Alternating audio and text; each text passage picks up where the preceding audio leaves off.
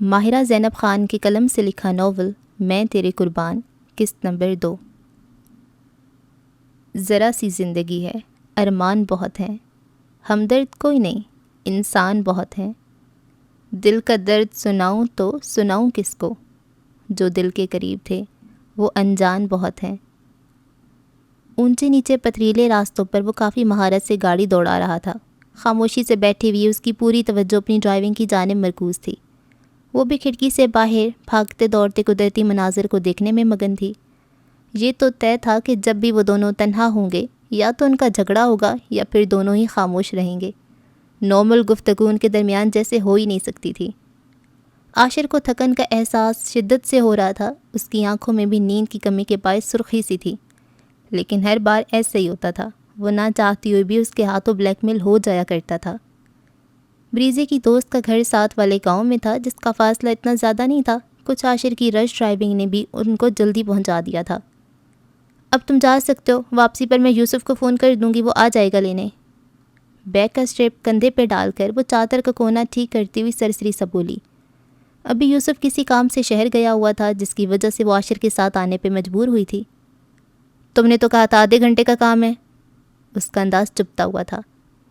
ہاں لیکن مجھے 2-3 گھنٹے لگ جائیں گے۔ تم یقیناً یہاں بیٹھ کر میرا انتظار نہیں کرنا چاہو گے، اس لیے واپس حویلی چلے جاؤ، میں آ جاؤں گی بعد میں۔ بریزے کا اتنا لاپرواہ انداز آگ لگانے کے لیے کافی تھا۔ لب بھینچے وہ اسے گاڑی سے اتر کر اس کی جانب بڑھتے دیکھ رہا تھا، جہاں باہر ہی اس کی دوست کھڑی اس کی منتظر تھی۔ خود پر بے پناہ ضبط کرتے ہوئے وہ گاڑی سٹارٹ کر کے ریورس کرنے لگا تھا، لیکن پھر بھی اس نے شکر ہی کیا تھا، وہاں آدھا گھنٹہ بھی اس کے انتظار میں بیٹھنا محال تھا۔ ہیپی برتھ ڈے سونا، وہ گرم جوشی سے اس سے گلے ملی۔ تھینک یو سو مچ، مجھے لگا تھا تم نہیں آؤ گی۔ ایسے کیسے نہیں آتی؟ اب تو تمہیں معلوم ہو گیا ہوگا کہ تم مجھے کتنی عزیز ہو کہ تمہارے لیے میں اس عاشر کے ساتھ سفر کر کے یہاں آئی ہوں، اس نے منہ بنا کر کہا۔ ویسے مجھے حیرت ہے، تم دونوں نے بغیر کسی لڑائی جھگڑے کے اتنا سفر کیسے کر لیا؟ سونا نے حیرانگی سے پوچھا۔ ان دونوں کی لڑائی جھگڑے سے وہ اچھے سے واقف تھی۔ بس کرو، اب اس کا ذکر کر کے موڈ خراب نہیں کرو، اور یہ رہا تمہارا گفٹ۔ بریزے نے ساتھ ہی گولڈن ریپر میں ریپ ہوا گفٹ اس کی جانب بڑھایا۔ تھینک یو تو میں ہرگز نہیں بولوں گی، اب چلو اندر، تمہاری پسند کی ڈشز بنوائی ہیں میں نے۔ اس کا بازو پکڑے وہ گھر کے اندر آئی تھی۔ تھوڑی دیر بعد کھانا کھا کے وہ دونوں باہر نکل آئی تھیں۔ یہ پہاڑی علاقہ بھی کافی سرسبز اور شاداب سا تھا، وقت کا تو انہیں احساس بھی نہیں ہوا تھا۔ باتیں کرتے ہوئے وہ دونوں کافی دور نکل آئی تھیں۔ کچھ دیر اور رک جاتی نا یار، اس نے جیسے یوسف کو فون کر کے آنے کے لیے کہا، سونا نے ناراضگی سے بولی۔ پہلے بہت ٹائم ہو گیا، رات کو بیر بھائی کی رسم بھی ہے اور مجھے ریڈی بھی ہونا ہے۔ جانے کا تو اس کا بھی دل نہیں کر رہا تھا۔ اگر جانا ضروری نہ ہوتا تو میں ضرور رک جاتی۔ حویلی میں رونق تو لگی ہوئی ہوگی نا، آخر کو اتنے رشتہ دار ہیں تم لوگوں کے۔ ایسی ویسی رونق، وہاں تو ایسے لگتا ہے جیسے ایک چھوٹا گاؤں آباد ہو گیا ہو، وہ ہنستے ہوئے کہتی چلتے چلتے ایک دم رکی تھی۔ لگا جیسے اس کا سر کسی سخت چیز سے ٹکرایا ہو۔ کیا ہوا؟ سونا نے ناسمجھی سے اسے دیکھا جو اپنی پیشانی مسل رہی تھی۔ پتہ نہیں، ایسے لگا جیسے کسی دیوار سے ٹکرا گئی ہوں۔ دیوار سے؟ سونا اس کی بات سن کر بے ساختہ ہنس پڑی۔ یہاں دور دور تک تمہیں کوئی دیوار نظر آ رہی ہے؟ بریزے نے چاروں جانب نگاہ دوڑائی، جہاں دور تک خالی زمین تھی، کسی در و دیوار کا تو نام و نشان نہیں تھا۔ کوئی وہم ہوا ہوگا تمہیں۔ مجھے کوئی وہم نہیں ہوا سونا، وہ نروٹے سے انداز میں بولی۔ اس علاقے کا موسم آج خشک اور سرد تھا، صبح سے سورج اور ہوا کا نام و نشان نہیں تھا، لیکن بریزے کے سر سے ڈھلکی ہوئی چادر اور اس کے بال ہوا سے لہرانے لگے تھے۔ ایک تو یہاں موسم کا بھی کچھ پتہ نہیں ہوتا، صبح کچھ ہوتا ہے اور شام میں کچھ، سونا نے لاپرواہی سے کہتے ہوئے پھر سے چلنا شروع کر دیا۔ تم ہمیشہ کی طرح لیٹ مت کر دینا، شادی میں وقت سے پہنچ جانا۔ تم فکر ہی مت کرو، سب سے پہلے مہمانوں میں تم مجھے ہی پاؤ گی۔ واپسی کے راستے پر گامزن ان کے قدم مٹی پر نقش ہوتے جا رہے تھے۔ یوسف کے ساتھ جب وہ حویلی پہنچی تو وہاں تیاریاں زور و شور سے جاری تھیں۔ سورج ڈھلتے ہی فنکشن بھی سٹارٹ ہو چکا تھا۔ علاقائی گانوں اور رقص نے ایک الگ ہی سما باندھا ہوا تھا۔ حویلی کے باہر کھلے احاطے میں کھانے کا انتظام کیا جا رہا تھا، جہاں اشتہائی انگیز خوشبوئیں فضاؤں میں بکھر رہی تھیں۔ وہ تیار ہونے کی نیت سے اپنے روم میں آئی، لیکن وہاں موجود اس کی کچھ کزنز کو پہلے ہی وہاں تیار ہوتے دیکھ کر اسے شدید کوفت ہوئی تھی۔ اسے عادت نہیں تھی کسی کے ساتھ اپنا روم شیئر کرنے کی۔ اپنی ماں کی تنبیہ کرتی نظروں کو خاطر میں نہ لا کر وہ انہیں وہاں سے جانے کا کہہ ہی دیتی، لیکن رائمہ پھپھو نے اس کی صورت دیکھ کر اسے ریشام کی روم میں جا کر تیار ہونے کے لیے کہہ دیا تھا، اور پھپھو کی تو وہ کوئی بات ٹال ہی نہیں سکتی تھی۔ ناچار اپنے کپڑے، میک اپ اور جیولری وغیرہ اٹھا کر ریشام کی روم میں بغیر دستک دیے داخل ہو گئی، جہاں وہ مکمل تیار ہو کر بیڈ پہ کچھ کتابیں پھیلائے بیٹھی جلدی جلدی فائل پہ کچھ لکھتی جا رہی تھی۔ یہ تم کیا کر رہی ہو؟ بریزے نے حیرت سے اسے دیکھا۔ اسائنمنٹ بنا رہی ہوں، مصروف سے انداز میں اس کا جواب آیا۔ لیکن تم نے تو کل ہی سبمٹ کروا دی تھی۔ بریزے کے سوالیہ انداز میں کہے گئے جملے پہ اس کا چلتا ہوا ہاتھ رکا۔ یہ دوسری ہے، سرسری سے لہجے میں کہنے کے بعد وہ پھر سے اسے ختم کرنے میں لگ گئی تھی۔ بریزے کو صرف اس پہ ترس ہی آیا تھا، جو اتنی محنت کرنے کے بعد ایک دن بھی کہیں جاب نہیں کرنے والی تھی۔ سر جھٹک کر وہ تیار ہونے چل دی۔ کچھ دیر بعد اس نے لکھنا بند کر کے فائل اٹھا کر پھر سے اس کا جائزہ لیا تھا۔ پھر شکر کا سانس پھیرتے ہوئے بکھری ہوئی چیزوں اور کتابوں کو سمیٹ کر اس نے فائل بھی رائٹنگ ٹیبل کی ڈرا میں رکھ دی تھی۔ ٹخنوں تک آتی سبز اور سنہری فراک سے تن کی اس نے ہمیشہ کی طرح آج بھی بڑے سے دوپٹے کو سر پہ اوڑھ رکھا تھا۔ عام دنوں میں بھی وہ روم سے باہر کبھی خالی سر نہیں رہتی تھی، اور آج تو پھر دور و نزدیک کے جانے کون کون سے لوگ جمع تھے۔ فل سلیوز ہونے کی وجہ سے اس نے صرف پھولوں سے بنے کنگن ہی کلائی میں پہنے تھے۔ ہلکے پھلکے میک اپ اور کانوں میں جھمکے پہننے کے بعد وہ تیار ہو کر نیچے چلی آئی، جہاں مہندی کی رسم شروع ہونے والی تھی۔ مرد حضرات کا الگ سے انتظام کیا گیا تھا، لیکن کزنز وغیرہ بھی وہاں دکھائی دے رہے تھے، جن کے اندر آنے جانے پر کوئی پابندی نہیں تھی۔ چند ایک لوگوں سے مل کر وہ اپنی جامعہ کی دوستوں کے پاس آ بیٹھی تھی۔ ذرا دیر کو نظریں اس کی جانب بھی اٹھی تھیں، جو انتہائی مصروف سا کام نپٹانے جا رہا تھا۔ عام دنوں سے ہٹ کر اس نے تقریب کی مناسبت سے سیاہ کرتا شلوار پہن رکھا تھا۔ اس کے گھنے بال ہمیشہ کی طرح پیشانی پہ بکھرے تھے۔ وہ جانے کتنی دیر تک اسے ہی دیکھتی رہتی جب کسی نے اس کے سامنے چٹکی بجائی تھی۔ وہ چونک اٹھی۔ سلام بھائی؟ چہرے پر فوراً خفگی کے رنگ ابھرے۔ I'm really sorry ریشام، مجھے معلوم تھا کہ تمہاری اسائنمنٹ بنانے میں ہیلپ کرنی ہے، لیکن باوجود کوشش کے نہیں آ سکا۔ وہ شرمندگی سے معذرت کر رہا تھا۔ اس کی ضرورت نہیں، میں آپ کی ہیلپ کے بغیر بھی بنا سکتی ہوں، بلکہ میں نے بنا کر سبمٹ بھی کروا دی ہے۔ سینے پر بازو باندھے وہ اب خفا تھی۔ ارے اتنی بڑی کب ہو گئی تم؟ مصنوعی حیرانگی سے کہتے ہوئے سالار نے اس کی چھوٹی سی ناک کھینچی تھی۔ میں بچی نہیں ہوں، آپ مجھے اس طرح سے ٹریٹ نہیں کیا کریں۔ اتنا غصہ؟ وہ دلچسپی سے اس کے چہرے کے نقوش دیکھ رہا تھا، جن پر دبا دبا سا غصہ تھا۔ آپ کو معلوم بھی ہے آپ کتنے دنوں بعد گھر آئے ہیں؟ اس کی سختی سے استفسار کرنے پر اس نے اس بات میں سر ہلا دیا۔ اس کے باوجود میں تمہارے لیے یہ لایا تھا۔ ریشام کی شکایت کرتی زبان کو بریک لگی تھی۔ نازک سی ریسٹ واچ سالار نے اس کی سمت بڑھائی ہوئی تھی۔ Thank you. واچ پکڑتے ہوئے بھی اس کا انداز خفگی بھرا ہی تھا۔ لیکن میں اب بھی آپ سے ناراض ہوں۔ ساتھ ہی اس نے جتانا ضروری سمجھا۔ میں منا لوں گا۔ سینے پر بازو باندھے وہ مسکراتی ہوئی نگاہوں سے اسے دیکھ کر اعتماد سے بولا۔ وائٹ شلوار قمیض پہنے، بلیک شال کو شانوں پہ پھیلائے وہ ریشام کے پاس کھڑا اسے نوک جھونک میں مصروف تھا، یہ جانے بغیر کہ کتنی ہی معنی خیز نظریں ان کی جانب اٹھی ہوئی تھیں۔ اسٹیج پہ رسم کی ادائیگی کی جا رہی تھی۔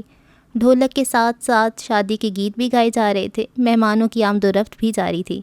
ایسے میں وہ دنیا جہاں کی بیزاری چہرے پہ لیے الگ تھلگ بیٹھی تھی۔ کیا ہوا بریزے، طبیعت ٹھیک نہیں ہے؟ زاریہ غازی نے فکر مندی سے پوچھا۔ وہ تو ایسی محفلوں کی جان ہوا کرتی تھی، اسے تو اس طرح ہلے گلے اور شور شرابے کافی پسند تھے، اور آج جب گھر کی شادی تھی تو وہ چپ چاپ کونے میں بیٹھی تھی۔ کچھ نہیں، بس سر میں درد ہے، وہ پیشانی مسلتے ہوئے بولی۔ ٹیبلٹ لا دوں تمہیں؟ میں نے کھا لی تھی، لیکن ابھی بھی سر پھٹ رہا ہے، میں روم میں جا کر کچھ دیر آرام کر لوں؟ ہاں کیوں نہیں، یہ فنکشن تو رات گئے تک چلے گا، تم آرام کر لو کچھ دیر۔ وہ تو بس جیسے اجازت ملنے کے انتظار میں ہی تھی، فوراً وہاں سے اٹھ کر اپنے روم میں آئی تھی۔ سب سے پہلے بھاری سا دوپٹہ اتار کے صوفے پہ پھینکا، پھر ڈریس چینج کیے بغیر ہی وہ آرام کی نیت سے لیٹ گئی تھی۔ کافی دنوں بعد آج سورج نے اپنی شکل دکھائی تھی۔ درجہ حرارت آج نارمل تھا، گزرے دن کے مقابلے میں آج سردی زیادہ نہیں تھی۔ وہاں شام کے وقت کافی چہل پہل سی تھی۔ اس علاقے میں ایک ساتھ بنے لکڑی کے تمام گھر تقریباً ایک جیسے ہی دکھتے تھے، جس کے سامنے چوڑی روڈ کے بعد سامنے بہت بڑا سا کھلا سا پارک تھا۔ آج بچوں کی تعداد وہاں زیادہ تھی۔ ایک گھر کا مرکزی دروازہ کھلا تھا، جہاں سے 2 سٹیپس اتر کے وہ نیچے آتی دکھائی تھی۔ ٹخنوں تک آتے پھولدار فراک اور سر پہ بندے اس حجاب والی لڑکی کے ہاتھ میں ایک ٹرے تھی جس میں موجود تازہ تازہ بیک ہوئے کپ کیکس نے ایک میٹھی سی خوشبو سارے میں پھیلا دی تھی۔ ہیری، اس نے روڈ پر ہی فٹ بال کھیلتے ان 5-6 لڑکوں میں سے ایک کو آواز دی، لیکن وہ کھیل میں مصروف اسے سن نہیں پایا تھا۔ ناچار اس نے اس بار تیز آواز میں اسے پکارا، جس کے باعث باقی لڑکے بھی کھیل روکے اسے دیکھنے لگے تھے، اور جب اس کے ہاتھ میں موجود اس ٹرے کو دیکھا تو ہیری کے پیچھے پیچھے وہ بھی چلے آئے تھے۔ کیا بات ہے، اتنے مزے کی خوشبو آ رہی ہے۔ فٹ بال کو انگلی پہ گھماتے جیک نے ایک گہری سانس لے کر کپ کیکس کی خوشبو کو اپنے اندر اتارا تھا۔ آئزل کو احساس ہوا کہ وہ غلط وقت پر وہاں آئی تھی، لیکن اب تو ٹرے چھپانے کا بھی کوئی فائدہ نہیں تھا، ان سب کی نظر اس پر پڑ چکی تھی۔ کوئی ان کو دیکھنا بھی نہیں، یہ صرف ہیری کے لیے ہیں، اس نے پہلے وارن کر دیا تھا۔ اب اتنی ظالم نہ بنو، ہم بھی تمہارے پڑوسی ہیں، ہمارا بھی تھوڑا حق بنتا ہے، ایک اد کپ کیک تو ہم بھی چکھ ہی سکتے ہیں، کیوں دوستو؟ ایک نے مسکین سی صورت بناتے ہوئے ہمسائے کے حقوق یاد دلانے کے ساتھ ساتھ باقیوں کو بھی اپنا ہمنوا بنا لیا تھا، جو اب کیوں نہیں ہمارا حق بھی بنتا ہے کہ گردان شروع کر چکے تھے۔ لیکن آئزل نے ٹرے پیچھے کر لی تھی، اسے معلوم تھا اچھے سے کہ انہوں نے صرف چکھنے پہ ہی سب کا صفایا کر جانا ہے۔ تب تک وہ بھی پانی کی پوری بوتل سر پہ ڈالنے کے بعد ہاتھوں کو شرٹ سے صاف کرتا واپس آ چکا تھا، اس کے بالوں سے پانی ابھی بھی ٹپک رہا تھا۔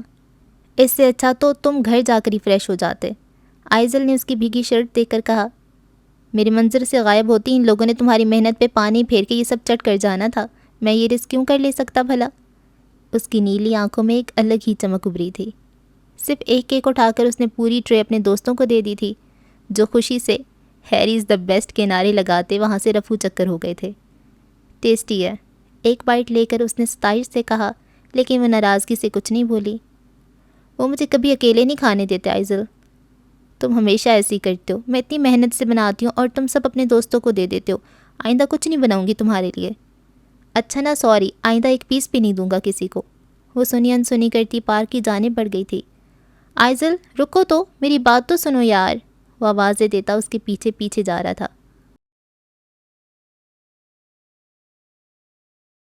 اس وائٹ اور گرے کلر والے بنگلے پر درانی پیلس کی تختی لگی تھی، جہاں اندر ناشتے کی میز سج چکی تھی۔ سربراہی کرسی پہ براجمان فرمان درانی ناشتے کے ساتھ ساتھ اخبار کی سرخیوں پر بھی نظر دوڑا رہے تھے۔ ان کی دائیں ہاتھ بیٹھا داریان چائے کے گھونٹ بھرتے ہوئے کنکھیوں سے انہیں دیکھ رہا تھا۔ جو کہنا کہہ دو، میں سن رہا ہوں۔ وہ اس کی نظروں کا ارتکاز محسوس کر کے پرسکون سے بولے تو وہ گڑبڑا اٹھا، لیکن کہنے میں ہچکچا رہا تھا۔ اسے معلوم تھا اس کی بات تو وہ سن لیں گے، لیکن اس کام کی اجازت ہرگز نہیں دیں گے۔ وہ اصل میں کپ ٹیبل پہ رکھ کر وہ خود کو کہنے کے لیے تیار کر رہا تھا۔ وہ میرا ایک دوست اکیڈمی شروع کر رہا ہے، میں سوچ رہا تھا کہ فری ٹائم میں ایکسپیرینس کے لیے وہاں ٹیوشن دے دوں۔ 2 سیکنڈ میں اپنی بات ختم کر کے وہ فرمان کے جواب کا منتظر تھا، جو اسپاٹ تاثرات کے ساتھ اخبار فولڈ کر کے میز پہ رکھنے کے بعد اس کی جانب متوجہ ہوئی ہے۔ ڈگری ملنے سے پہلے تمہیں کسی جاب یا بزنس کی طرف جانے کی اجازت ہرگز نہیں دینے والا، اپنی پڑھائی پر توجہ دو بس۔ ان کا انداز ٹھہرا ہوا تھا۔ لیکن بھائی، میں صرف تجربے کے لیے۔ وہ کبھی ان سے کسی بات پہ ضد نہیں کیا کرتا تھا، لیکن آج وہ انہیں قائل کر لینا چاہتا تھا۔ میری طرف سے انکار ہے، اگر تم میری اجازت اور مرضی کے بغیر کرنا چاہتے ہو تو جو دل چاہے وہ کرو، مجھ سے مت پوچھو۔ حتمی انداز میں بات ختم کر کے وہ ٹیبل سے اٹھ گئے تھے۔ اس نے مدد طلب نظروں سے ناشتہ کرتی عائشہ کو دیکھا، جس نے فوراً ہی ہاتھ اٹھا کر نفی میں سر ہلایا تھا۔ مجھ سے تو ہرگز امید نہیں رکھنا، تمہاری بات انہوں نے سن تو لی ہے، مجھے تو بولنے کا بھی موقع نہیں دیں گے۔ اس نے فوراً ہی معذرت کی تھی۔ کھڑکیاں کھلی ہونے کے باعث ٹھنڈی اور خنک ہوائیں سیدھی اس کے کمرے میں آ رہی تھیں، جنہیں بند کرنے کی نیت سے اس نے ایک پٹ کو تھاما ہی تھا کہ نظریں بے ساختہ ہی اسے نیکسی کی جانب اٹھیں۔ حویلی کے سامنے کافی سارے خالی رقبے کے بعد ہی بیرونی دروازہ آتا تھا، جس کی دائیں جانب بنی اس سفید رنگ کی چھوٹی سی انیکسی کی بتیاں آج روشن تھیں، ورنہ تو عموماً اس وقت وہ اندھیرے میں ڈوبی ہوئی ہوتی تھیں۔ چادر اٹھا کر اپنے گرد لپیٹتے ہوئے وہ بغیر چاپ کیے قدم اٹھاتی وہاں سے باہر نکل آئی تھی۔ چوکنے انداز میں یہاں وہاں دیکھ کر چلتے ہوئے اس کا رخ اس انیکسی کی جانب تھا جو یوسف کے زیر استعمال تھی۔ دکھتے سر اور شدید تکان کے باوجود وہ اسائنمنٹ بنانے کی پرزور کوشش کر رہا تھا، لیکن آنکھیں تھی کہ بند ہوئی جا رہی تھیں۔ ایسے میں دروازے پہ ہونے والی دستک نے اسے جی بھر کے بیزار کیا تھا۔ اس وقت وہ حویلی کا کوئی کام کرنے کے موڈ میں نہیں تھا، لیکن انکار کرنے کی بھی کوئی گنجائش نہیں تھی۔ ناچار اسٹڈی ٹیبل سے اٹھ کر اس نے دروازہ کھول دیا تھا، لیکن سامنے کھڑے وجود کو دیکھ کر حیرت کا جھٹکا ہی تو لگا تھا۔ آپ یہاں اس وقت؟ الفاظ مشکل سے اس کے لبوں سے ادا ہوئے تھے۔ پکڑو یہ۔ اس نے چادر میں چھپا ہاتھ نکال کر ایک فائل اس کی جانب بڑھائی تھی۔ انداز روکھا سا تھا۔ یہ؟ وہ کنفیوز تھا۔ اسائنمنٹ ہے، بنا دی تھی میں نے۔ میں بنا ہی رہا تھا بس۔ جانے کی اسے شرمندگی سی ہوئی۔ دروازہ بند کرو اور سو جاؤ سکون سے۔ بیزاری سے ہاتھ اٹھا کے اسے ٹوکتی ہوئی وہ کہہ کر جانے کے لیے پلٹ گئی تھی۔ فائل لے کر واپس ٹیبل تک آتے اس کا ذہن سن ہو رہا تھا۔ ایسا پہلی بار نہیں ہوا تھا۔ ریشام کئی بار پڑھائی میں ایسے ہی اس کی مدد کر دیا کرتی تھی، لیکن وہ حویلی کی بیٹی اس عام سے ملازم پہ اتنی مہربان کیوں رہتی تھی؟ اور وہ بھی اتنا کہ اسے ملازم تصور ہی نہیں کرتی تھی۔ ہزار سوچیں اس کے دماغ میں ڈیرا ڈالے رکھتی تھیں، لیکن وہ خود کو کسی خوش فہمی میں گرفتار نہیں کیا کرتا تھا۔ اپنی بکھری ہوئی کتابوں کو دیکھنے کے بعد اس نے اس فائل پہ ہاتھ پھیرا تھا۔ جو بھی تھا، ریشام ضمیر غازی اس کے ذہن اور دل کا قرار تھی۔ فائل دراز میں رکھ کر وہ سونے کے لیے لیٹ گیا تھا۔ ریشام، اس نے دروازے کے بولٹ پر ہاتھ رکھا ہی تھا کہ پیچھے سے کسی نے حیرت بھری آواز میں اس کا نام پکارا۔ نہ چاہتے ہوئے بھی وہ پلٹ کر دیکھنے پہ مجبور ہوئی تھی۔ اس وقت روم سے باہر کیا کر رہی تھی تم؟ اس نے تحیر سے پوچھا۔ وہ میرا ایئرنگ کھو گیا تھا میرا، بس وہی دیکھ رہی تھی۔ فی الفور اس سے کوئی بہانہ نہیں بن پا رہا تھا۔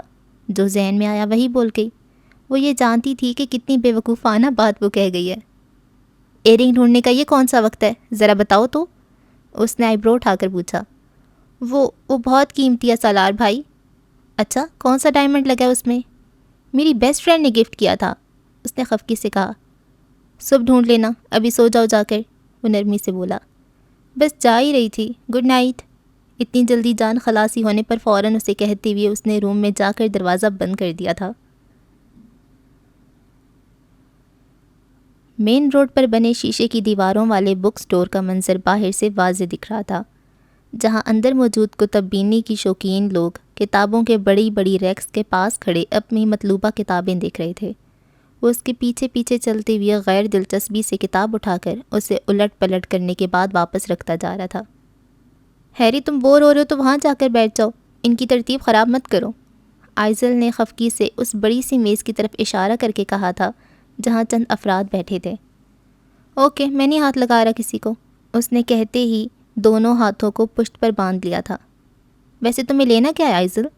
وہ اپنی کوفت اور بیزاری چھپا نہیں پا رہا تھا۔ کچھ اسلامی بکس لینی ہے، تمہیں معلوم ہے میری کرسچن فرینڈ اسلام پہ ریسرچ کر رہی ہے اور کافی زیادہ ہمارے مذہب سے انسپائرڈ بھی ہے، میں اسی کے لیے کتابیں دیکھ رہی ہوں۔ اس کے چہرے پر ایک الوہی سی چمک تھی۔ خوشی کے جذبات اس کے لب و لہجے سے صاف محسوس ہو رہے تھے۔ اچھی بات ہے، تم دیکھو کتابیں، میں تب تک کافی لے کر آتا ہوں، اس نے بے تاثر لہجے میں جواباً کہا، تو وہ بھی اوکے کہتی پھر سے کتابوں کی جانب متوجہ ہو گئی تھی۔ نیو یارک سٹی کے جس علاقے میں وہ دونوں رہتے تھے وہاں سبھی گھروں میں نان مسلم فیملیز آباد تھیں، سوائے آئزل جنید کے۔ آئزل کے باپ نے ایک نان مسلم سے پسند کی شادی کی تھی جس نے اسلام قبول تو کر لیا تھا، لیکن آئزل کی پیدائش کے کچھ ایئرز سے بعد وہ علیحدگی لے کر اپنے پرانے مذہب میں واپس لوٹ گئی تھیں۔ جنید حالی جب آئزل کے ساتھ وہاں شفٹ ہوئے تو اس کی عمر 7 سال کی تھی۔ دیار غیر اور اس کھلے ڈلے ماحول میں بھی جنید حالی نے اسے 7 پردوں میں چھپا کر ایک مشرقی باپ کی طرح ہی پالا تھا۔ ان کے ٹھیک برابر والے گھر میں ہیری اپنے ماں باپ اور چھوٹے بھائی جیک کے ساتھ رہتا تھا۔ ہیری اور آئزل کی عمروں میں زیادہ فرق نہیں تھا، بچپن سے ساتھ کھیلتے ہوئے وہ ساتھ ہی بڑے ہوئے تھے۔ اسکول جانا، شام کو پارک میں کھیلنا یا پڑھائی کرنا، وہ دونوں ہر جگہ ساتھ ہی ہوتے تھے۔ لیکن بڑھتی ہوئی عمر کے ساتھ ساتھ جہاں جنید حالی آئزل کو زیادہ گھر سے باہر جانے اور دوسری چیزوں کے بارے میں سمجھایا کرتے تھے، وہیں ہیری کو بھی صاف اور دو ٹوک لفظوں میں کہہ دیا کرتے تھے کہ آئزل سے زیادہ دوستی نہ رکھے۔ وہ دونوں خود بھی اس چیز کا خیال کرتے ہوئے کبھی ملتے تھے تو ہاتھ بھی نہیں ملاتے تھے۔ ہیری کے دوستوں سے بھی آئزل کی اچھی دعا سلام تھی، لیکن وہ بھی اس کا ہیری کی طرح ہی احترام کرتے ہوئے اسے فاصلے سے ملا کرتے تھے۔ سعدین حویلی کی سب سے بڑے بیٹے عبیر غازی کی بارات ایک شان و شوکت سے نکلی تھی۔ عبیر کی شادی ویسے بھی حویلی میں ہو رہی پہلی شادی تھی، اسی وجہ سے سارے ارمان جوش و خروش سے نکالے جا رہے تھے۔ بارات دوسرے گاؤں گئی تھی جہاں پہنچنے میں بھی اچھا خاصا وقت لگ گیا تھا اور رخصتی کے بعد واپسی میں بھی رات ہو چکی تھی۔ بارات تو دن میں ہی نکلی تھی، لیکن اب تو ہر سو رات کے سائے پھیل چکے تھے۔ کافی ساری گاڑیاں آگے پیچھے حویلی کے راستوں پر رواں دواں تھیں، جن میں گارڈز کی گاڑیاں بھی شامل تھیں۔ ایک سنسان کچے راستے پر کھڑی سیاہ رنگ کی ویگو اس گہری رات کا ہی حصہ لگ رہی تھی۔ راستے کے دائیں بائیں دونوں طرف خاردار جھاڑیاں تھیں۔ ٹھنڈی ہواؤں میں اچانک ہی اضافہ ہونے لگا تھا۔ کچھ دیر پہلے تک یہ ہوائیں نہیں چل رہی تھیں، لیکن موسم ٹھیک تھا۔ اب خنکی بڑھنے لگی تھی۔ ایسے میں فاز موبائل کی ٹارچ آن کیے یوسف کے پاس کھڑا تھا، جو بونٹ اٹھائے جھکا ہوا انجن کی خرابی چیک کر رہا تھا۔ اس کے چہرے پر کچھ الجھن کے تاثرات تھے۔ بظاہر تو سب کچھ ٹھیک لگ رہا تھا، لیکن سمجھ نہیں آ رہا تھا کہ آخر کس خرابی کی وجہ سے گاڑی سٹارٹ ہونے سے انکار کر رہی ہے۔ کیا ہوا؟ فاز نے اس کو دیکھتے ہوئے پوچھا۔ سمجھ نہیں آ رہا کچھ، تھوڑی مسلتے ہوئے اس نے ناسمجھی سے جواب دیا۔ اگر گاڑی میں صرف وہ اور فاز ہوتے تو اسے گاڑی خراب ہونے کی اتنی پریشانی نہ ہوتی، کچھ نہ کچھ انتظام وہ کر ہی لیتا، لیکن مسئلہ یہ تھا کہ پیچھے بریزے اور رشام کے ساتھ ان کی ایک کزن بھی بیٹھی تھی۔ میرے تو سمجھ نہیں آ رہا، تم کچھ ٹرائی کرو، تم تو انجینئر ہو آخر۔ میں الیکٹریکل انجینئر ہوں، میکینیکل نہیں۔ فاز نے جیسے اس کی معلومات میں اضافہ کیا۔ ہم عمر ہونے کی وجہ سے ان دونوں کے درمیان عام مالک اور ملازم والا رشتہ نہیں تھا۔ وہ دونوں ایک دوسرے سے دوستوں کی طرح ہی پیش آتے تھے۔ عبیر تو یوسف کو سالار، عاشر اور فاز کی طرح ہی چھوٹا بھائی سمجھتا تھا۔ عاشر سے وہ اتنا فرینک نہیں تھا، اور سالار سے بھی ضروری باتوں کے علاوہ وہ زیادہ بے تکلف نہیں ہوتا تھا۔ میرا ایک دوست میکینک ہے، جب تک کوئی گاڑی نزدیک نہیں آتی اسے کال کر کے پوچھ لیتا ہوں، شاید کوئی حل نکل آئے۔ فون پر نمبر ڈائل کرتے ہوئے یوسف نے فاز کو دیکھ کر کہا، جس کا ٹھنڈ سے چہرہ جمنے لگا تھا۔ اس علاقے میں اتنی ٹھنڈ تو نہیں پڑتی، نہ ہی موسم ابھی اتنا چینج ہوا ہے، پھر آج کیا ایسی خاص بات ہے؟ وہ ہاتھوں کو مسلتی ہوئے گرمائش پیدا کرتی ہوئے حیرانگی سے یوسف کو بولا، جس نے لا علمی سے شانے اچکا دیے۔ وہ دونوں اپنی ہی باتوں میں مصروف تھے، جبکہ پیچھے بیٹھی بریزے کوفت زدہ تھی۔ اسے لمبے راستوں کے سفر کبھی پسند نہیں رہے تھے، ابھی بھی انتہا کی بیزار بیٹھی تھی، جبکہ ریشام اور ان کی کزن یالے تو کب کی سو چکی تھیں۔ وقت گزاری کے لیے فون پر گیم کھیلتے ہوئے اچانک ہی ایک دل فریب سی مہک اسے محسوس ہوئی۔ غیر ارادی طور پر اس نے سر کو دائیں جانب گھما کر کھڑکی سے باہر دیکھا، جہاں لمبی لمبی خاردار جھاڑیاں دور تک پھیلی ہوئی تھیں، لیکن وہاں ایک چھوٹا سا پودا تھا جو مرجھائی ہوئی اور بے جان سی جھاڑیوں کے پاس کافی خوشنما سا دکھ رہا تھا۔ گلاب کا پھول؟ اسے خوشگوار سی حیرت ہوئی۔ دوسرے ہی لمحے وہ گاڑی کا دروازہ کھول کر نیچے اتر آئی۔ اس پودے میں وہ صرف ایک ہی پھول تھا جو پورا کھلا ہوا تھا۔ اس کی بھینی بھینی خوشبو کافی دل فریب معلوم ہو رہی تھی۔ بنا کچھ سوچے سمجھے بریزے نے جھک کر اسے توڑ لیا۔ حیرت کی بات تھی کہ اس گلاب کی ٹہنی میں کوئی کانٹا نہیں تھا۔ آہٹ کی آواز پر بونٹ کے سامنے کھڑے یوسف نے فون کان سے لگائی ہی ذرا سا سائڈ پہ چک کے دیکھا۔ بریزے بی بی؟ فوراً کان سے فون ہٹا کر اس کی جانب آیا۔ سب ٹھیک ہے؟ اس کا انداز فکر مند تھا۔ اس نے ان تینوں کو تنبیہ کی تھی کہ گاڑی سے ہرگز باہر نہ اترے۔ ریشام اور یالے کا تو اسے پتہ تھا کہ وہ نہیں آئیں گی، لیکن بریزے کے معاملے میں وہ پہلے ہی محتاط تھا۔ حویلی کی اس بیٹی کے نیچر کو وہ اچھے سے جانتا تھا، اسے جس چیز سے روکا جائے یہ وہی کیا کرتی تھی۔ ہاں سب ٹھیک ہے، اس کا انداز ہمیشہ کی طرح اسپاٹ تھا۔ سعادت غازی کی طرح وہ بھی اسے فقط ایک عام ملازم سے کچھ زیادہ نہیں سمجھتی تھی۔ یہ پھول؟ یوسف کی نظریں اس کے ہاتھ میں موجود گلاب کے پھول پر پڑی۔ اسے یاد تھا کہ واپس آتے ہوئے جب وہ گاڑی میں بیٹھی تھی تو تب اس کے پاس یہ پھول نہیں تھا۔ یہیں سے توڑا ہے، اس نے لاپرواہی سے اس کی خوشبو سونگھتے ہوئے کہا۔ یہاں سے؟ یوسف نے حیرانگی سے آس پاس نظریں دوڑائیں، جہاں جھاڑیوں کے علاوہ کسی دوسرے پودے کا کوئی نام و نشان نہیں تھا۔ بریزے بی بی، اسے پھینک دیں۔ یوسف کا لہجہ اچانک ہی سنجیدہ ہوا۔ کیوں پھینک دوں؟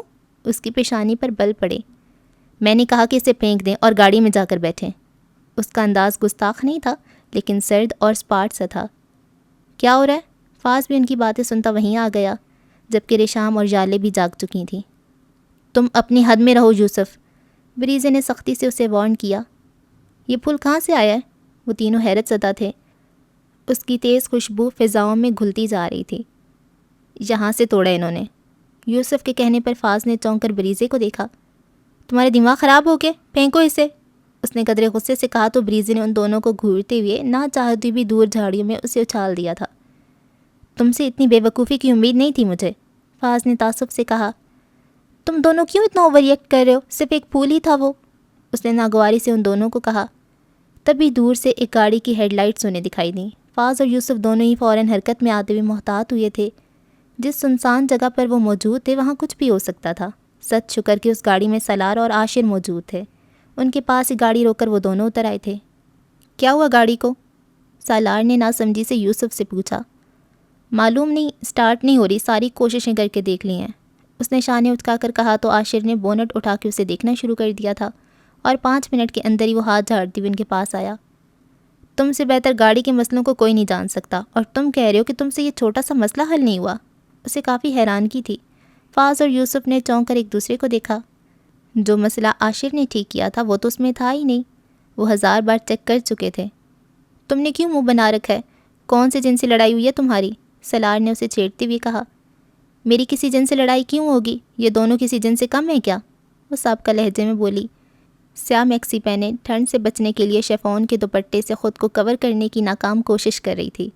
اس کی ناک بھی سرخ ہونے لگی تھی۔ آپ لوگ اس ٹائم اور اس جگہ پر کھڑے ہو کر جناتوں کی باتیں نہ کریں بھائی، مجھے بہت ڈر لگتا ہے۔ ژالے روحان سی صورت میں بولتی ہوئی ریشام کے قریب ہو گئی تھی۔ تم تو ہوئی صدا کی ڈرپوک، بریزے کے ہاتھوں وہ بھی نہیں بچی تھی۔ رکو بریزے، سالار بھائی، اس کو آپ اپنے ساتھ لے جائیں، ہم اسے واپس اپنے ساتھ لے جانے کا رسک نہیں لے سکتے، جانے پھر کون سی بے وقوفی کر بیٹھے۔ بریزے کو گاڑی کا دروازہ کھولتے دیکھ کر فاز نے روک کر سالار سے کہا۔ کیوں؟ اس نے ناسمجھی سے پوچھا، جبکہ سینے پہ بازو باندھے اس نے تیز نظروں سے صرف فاز کو گھورنے پہ اکتفا کیا تھا۔ آپ کو معلوم ہے اس نے یہاں سے گلاب کا پھول توڑ لیا تھا؟ تو عاشر اور سالار کے چہرے پر اب بھی ناسمجھی کے تاثرات تھے۔ بھائی گلاب کا ایک پھول تھا ان جھاڑیوں میں، صرف ایک۔ تو تمہیں اس بات کا غم ہے کہ اس ایک اکلوتے پھول کا گھر پھلنے پھولنے سے پہلے اس نے اجاڑ دیا؟ سالار کا انداز غیر سنجیدہ تھا۔ سالار بھائی آپ سمجھ نہیں رہے میری بات۔ فاز کو جانے کیوں تشویش سی ہو رہی تھی۔ اس میں اتنا پریشان ہونے والی کوئی بات نہیں ہے، یہ فلمیں ڈرامے ذرا کم دیکھا کرو، کافی گہرا اثر پڑ رہا ہے اس کا تم پر۔ لاپرواہی سے کہتے ہوئے عاشر نے اپنی گاڑی کی جانب بڑھ گیا۔ چلو بریزے۔ تمسخرانہ نظروں سے ان دونوں کو دیکھتے ہوئے وہ سالار کے پیچھے چلتی تھی۔ پیچھے وہ دونوں بھی سر جھٹکتے ہوئے گاڑی میں بیٹھنے لگے تھے۔ اپنی مطلوبہ کتابیں لے کر جب وہ واپس آئی تو ہیری سینٹرل میز کے گرد پڑی چیئر پہ بیٹھا تھا۔ اس کے ہاتھ میں کوئی کتاب موجود تھی جس کا مطالعہ کرنے میں وہ اتنا مشغول تھا کہ آئزل کے وہاں آنے کا بھی نوٹس نہ لے سکا۔ تجسس کے ہاتھوں اس نے ذرا سا جھک کر اس کتاب کے کور کو دیکھا۔ سورڈ آف اللہ۔ او ہیری، تم یہ پڑھ رہے ہو؟ اس کا جوش دیکھنے والا تھا۔ تمہیں معلوم ہے اسلام قبول کرنے سے پہلے حضرت خالد بن ولید رضی اللہ عنہ کس قدر اسلام کے مخالف تھے؟ جنگ احد جب ہوئی تھی تو وہ مسلمان صرف حضرت ابو سفیان رضی اللہ عنہ اور انہی کی وجہ سے تو ہارے تھے، اور تمہیں وہ والا قصہ سناؤں میں وہی پڑھ رہا ہوں۔ اس نے کتاب دکھا کے جیسے اسے یاد دلایا۔ ٹھیک ہے تم پڑھو، وہ خفت سے بولی، لیکن کیا تم نے وہ والا قصہ پڑھ لیا؟ 2 منٹ بعد وہ پھر شروع ہو چکی تھی۔ ہیری نے کتاب بند کر کے سائڈ پہ رکھ دی تھی۔ تھوڑی تلے ہاتھ رکھے وہ پرسکون سا اسے پرجوشی سے بولتے ہوئے سن رہا تھا، جس کا من پسند مشغلہ ہی یہی تھا۔ وہ اسلام کے ٹاپک پہ نان سٹاپ بول سکتی تھی۔ جب بھی اسے موقع میسر ہوتا وہ گھنٹوں ہیری کو اسلامی تاریخ کے بارے میں بتاتی رہتی تھی، جو بنا اسے ٹوکے چپ چاپ اس کی سنتا رہتا تھا۔ بارات جب واپس حویلی پہنچی تو اچھا خاصا وقت ہو چکا تھا، لیکن پھر بھی اتنی آتش بازی کی گئی تھی کہ دور تک آسمان پہ روشنیوں کی بارات اتر آئی تھی۔ کافی ساری رسمیں کرنے کے بعد کہیں جا کر سب فارغ ہوئے۔ ایک ایک کر کے سب سونے کے لیے جا چکے تھے۔ حویلی کی رونق آہستہ آہستہ ماند پڑ رہی تھی۔ وہ گہری نیند میں تھی جب اسے اپنی سماعتوں سے کچھ آوازیں ٹکراتی ہوئی محسوس ہوئیں، جیسے کوئی مدھم لہجے میں اس کا نام پکارتے ہوئے اسے بیدار کرنے کی کوشش کر رہا ہو۔ نہ چاہتے ہوئے بھی اس نے بھاری ہوتی پلکوں کو اٹھایا تھا۔ روم میں اس وقت نیم اندھیر تھا۔ سوئی ہوئے ذہن کے ساتھ وہ دوبارہ آنکھیں موند گئی جب اچانک کوئی چیز تیزی سے اس کی گردن کو چھو کر گزری۔ وہ گھبرا کر اٹھ بیٹھی۔ نیند منٹوں میں اڑن چھو ہوئی تھی۔ ہاتھ مار کے اس نے سائیڈ لیمپ روشن کر دیا۔